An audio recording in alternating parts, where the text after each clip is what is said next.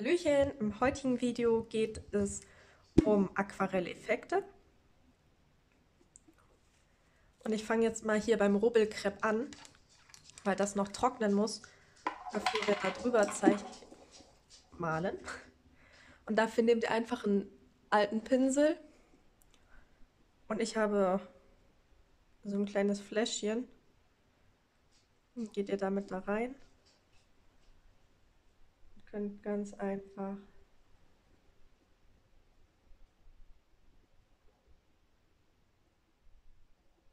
das einmalen und aufs Papier malen, was ihr halt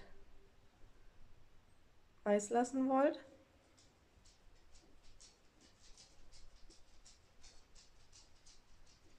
Alternativ könnte man natürlich sowas auch im Nachhinein weiß einzeichnen. Und mit so einem Fläschchen kommt man eigentlich relativ lange hin. Wichtig ist, benutzt einen alten oder günstigen Pinsel dafür und wascht diesen sofort nach Benutzung des Rubbelkrebs aus, weil sonst wird das halt auch hart und man kann den Pinsel dann gegebenenfalls nicht mehr so gut weiterverwenden. So, dann fangen wir dann mal hier an, bei Nass in Nass. Dazu nehme ich einfach einen etwas größeren Pinsel.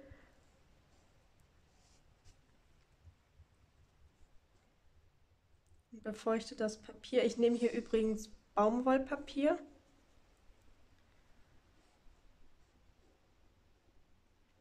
Von Hahnemühle.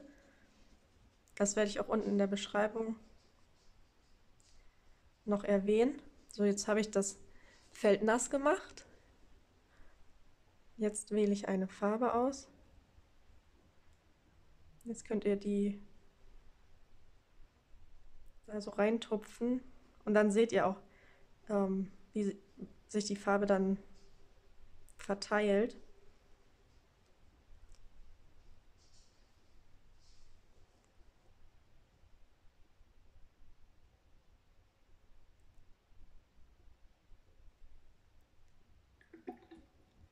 Dann könnt ihr auch noch eine andere Farbe da reinbringen.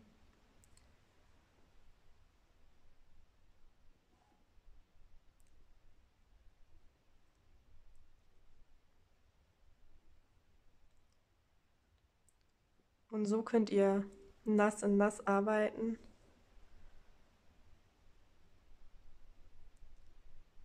Und es entstehen keine harten Kanten zwischen den Farben, sondern die verlaufen so ineinander. So nass auf trocken, dafür bringe ich jetzt erstmal eine Schicht Aquarell auf.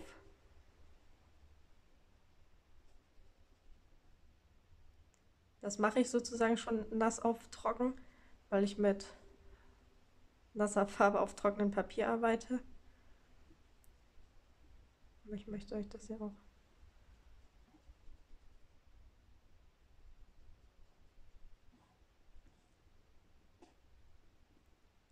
so.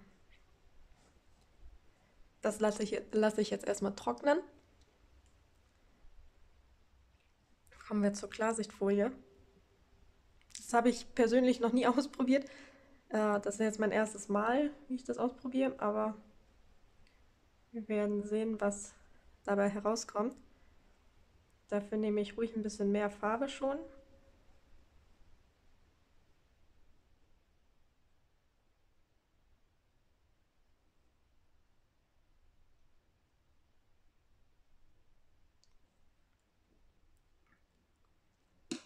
So, und bevor das trocknet, packe ich jetzt so Klarsichtfolie oder Frischhaltefolie da oben drauf. Dann könnt ihr das halt so ein bisschen so hinziehen, wie ihr das haben wollt.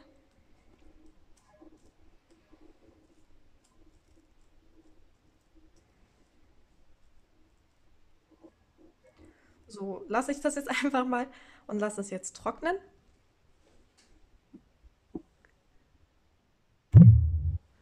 Dann geht es jetzt weiter mit dem Salz. Dann nehme ich auch wieder viel Farbe, damit ihr den Effekt später auch sehen könnt. Also diesen Effekt nutze ich auch gerne, weil es sieht einfach cool aus. Das sieht dann, oder zum Beispiel auch bei Schnee oder bei Landschaften, sieht das ganz cool aus. Ich benutze diesen Effekt dann hauptsächlich auch für meine bunten Aquarelle. So, dann nehme ich hier mir so ein bisschen Salz aus dem Streuer und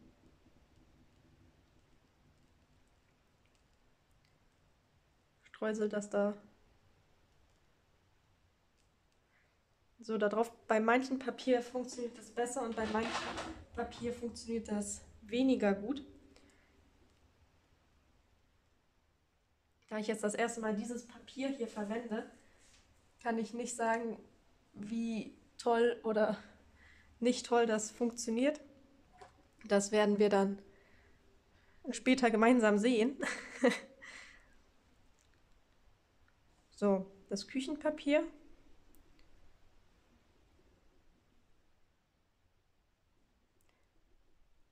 Damit kann man einfach Effekte wie zum Beispiel Wolken erzielen oder einfach nur, dass man die Farbe auffällen möchte in bestimmten Bereichen. Ihr könnt dann natürlich auch für ein Taschentuch verwenden.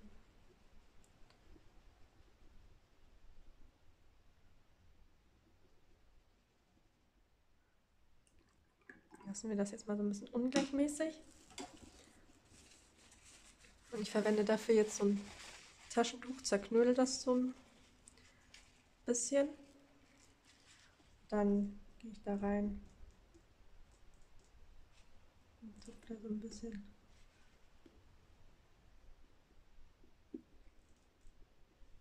Was raus.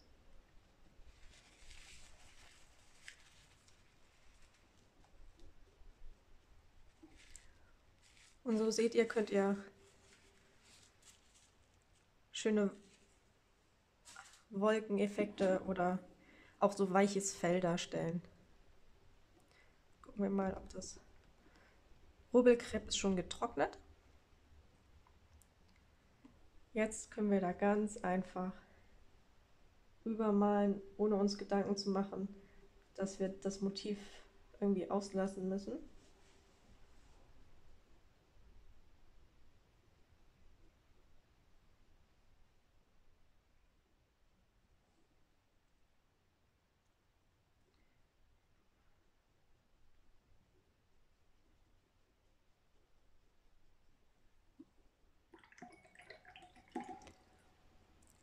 So ein Farbspritzer, damit tue ich mich selber auch so ein bisschen schwer, muss ich sagen. Ähm, ja, wir werden es gleich erleben. Also ich mache den Pinsel voll Wasser, nehme ein bisschen Farbe auf und wie man sieht, sieht man nicht so viel.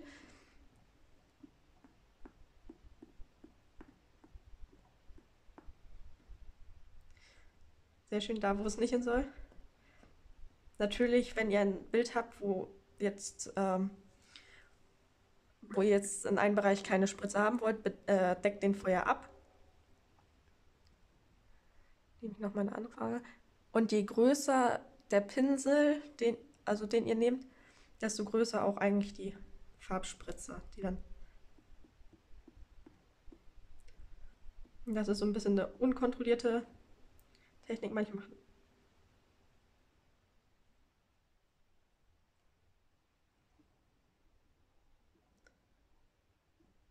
So, und das lässt man dann einfach trocknen. Und natürlich kann man noch viele weitere Farben dafür verwenden.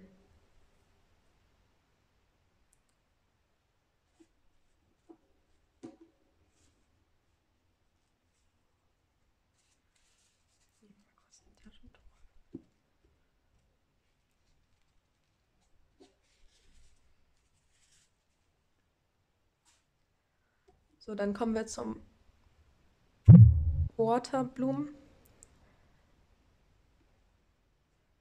Das ist das, was man eigentlich bekommt, wenn man zu viel Wasser beim Auftragen nimmt. Aber ich mache das jetzt mal so, dass es hier quasi beim Auftragen passt.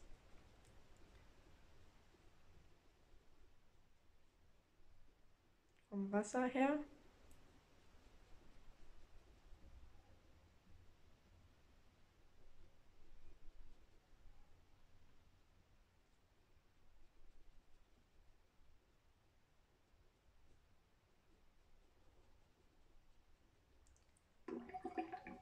So, und jetzt wascht ihr den Pinsel aus und bringt einfach sauberes Wasser und tippt dann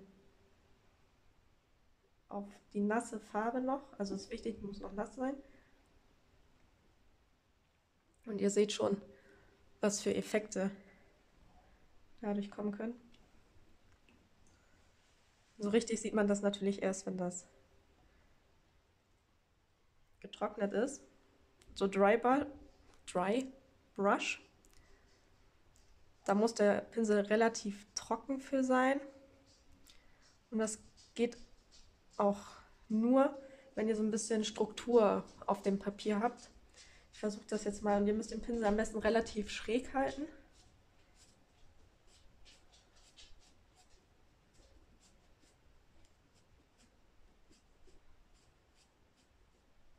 Da seht ihr schon, dass zu viel Wasser ist.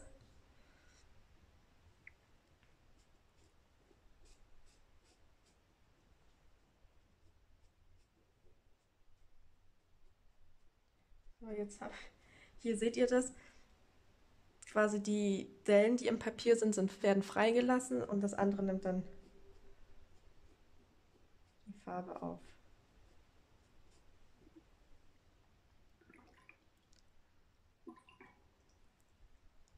So nass auf trocken können wir dann ja noch weiterführen. Da könnt ihr dann natürlich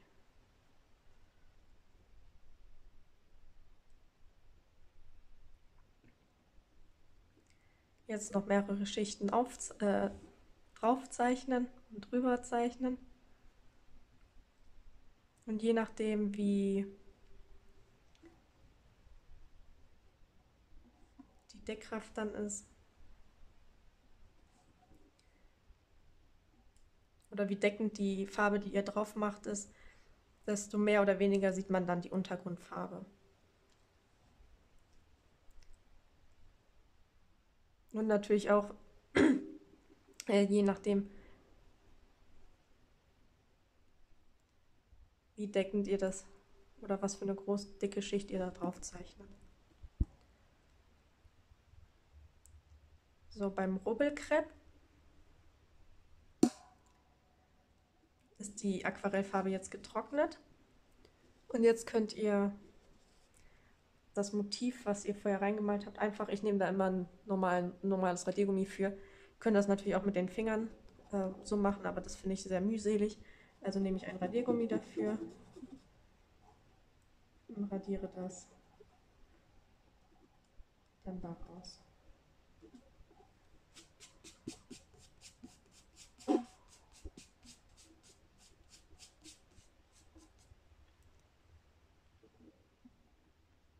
So bei den Salz sieht man so ein bisschen einen Effekt, aber nicht so stark, wie ich mir das persönlich erwünscht habe. Deswegen probiere ich das nochmal mit einem anderen Fleck hier daneben aus.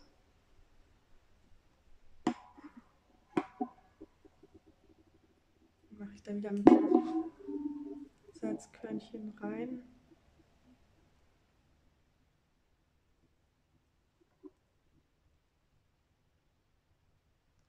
Dann schaue ich mal, ob der Effekt so ein bisschen stärker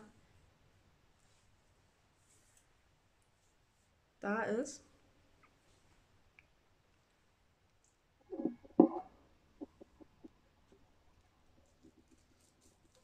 Hier war es jetzt trocken und hier seht ihr jetzt, was man auch für coole Effekte mit Klarsichtfolie erzielen kann. Und bei den anderen Sachen warten wir eben noch, bis es getrocknet ist. So, nun ist soweit alles trocken. Hier seht ihr nochmal die einzelnen, bis auf die Farbspritzer, die sind noch nicht alle getrocknet. Effekte vom Nahen. Mit dem Salz hat das leider bei diesem Papier nicht so gut funktioniert. Da sieht man das nur ein ganz kleines bisschen. Auch bei denen, wo ich das nochmal auf nassen gemacht habe, also auch wirklich direkt drauf gemacht habe, hat das nicht so gut funktioniert. Nass in nass ist sehr schön. Nass auf trocken. Und mit der Klarsichtfolie sieht das auch ganz cool aus. Also hätte ich selber nicht gedacht, habe ich ja das erste Mal ausprobiert. Aber ich finde das tatsächlich also eine ganz interessante Methode, wie man auch mal einen anderen Effekt erzielen kann, der sehr interessant aussieht. So, das war es auch schon wieder für heute. Ich hoffe, euch hat das Video gefallen. Dann gebt gerne einen Daumen nach oben. Ich würde mich sehr freuen. Und vielleicht probiert ihr ja den einen oder anderen Effekt mal selber aus. Dann viel Spaß beim Nachmachen und bis zum nächsten Mal. Tschüss!